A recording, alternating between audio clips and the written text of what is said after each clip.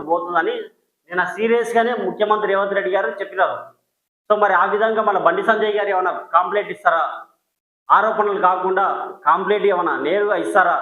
ఇస్తే మరి పోలీసు అధికారులు కూడా విచారణ చేపట్టడానికి అవకాశం ఉంది కదా. ఫిర్యాదు లేనప్పుడు ఏ పోలీసు అధికారి ఫిర్యాదు లేనప్పుడు ముందుకు రారు.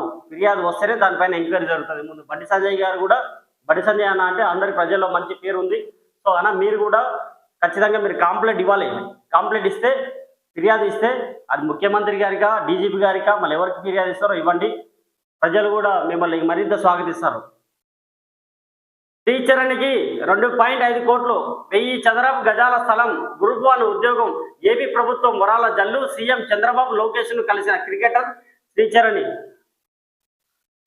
క్రీడాకారిణి మన ప్రపంచ కప్ గెలుపులో మహిళల క్రికెట్ జట్టులో శ్రీచరణి, ఆమెకు మంచి ప్రభుత్వం, మంచి ఆంధ్రప్రదేశ్ గవర్నమెంట్ మంచి గుర్తింపునిచ్చింది. 2.5 కోట్లు, 1000 చదరపు గజాల స్థలం, గ్రూప్ 1 ఉద్యోగం.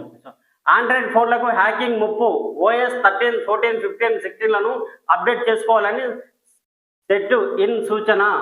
సో 2వ పేజీలో చూడొచ్చు. ఢిల్లీ ఎయిర్పోర్టులో సాంకేతిక సమస్య, విమానాల ఆలస్యం, AMSలో సమస్య వల్లే నిపుణులు. పలు ఇతర ఎయిర్పోర్ట్ల పైన ప్రభావం, శంషాబాద్ విమానాశ్రయంలో 60కి పైగా విమానాల రాకపోకలకు అంతరాయం, మాల్వేర్ దాడి. CNN న్యూస్ 18లో చూడవచ్చు. 2వ పేజీ. నీట్ విద్యార్థికి 1.27 కోట్ల ప్యాకేజీ, మరో విద్యార్థికి పోటీ, MSc ఆఫర్లు. వరంగల్ నీట్ రికార్డు, 2 నెలల్లో 528 మందికి ప్లేస్మెంట్స్. సో 3వ పేజీలో చూడవచ్చు. మహమ్మద్ నహీల్, శ్రీనారాయణ త్యాగి. టాలెంట్ ప్రతి ఒక్కరిలో ఉంటుంది, ప్రతి మతంలో ఉంటుంది, ప్రతి వర్గంలో ఉంటుంది.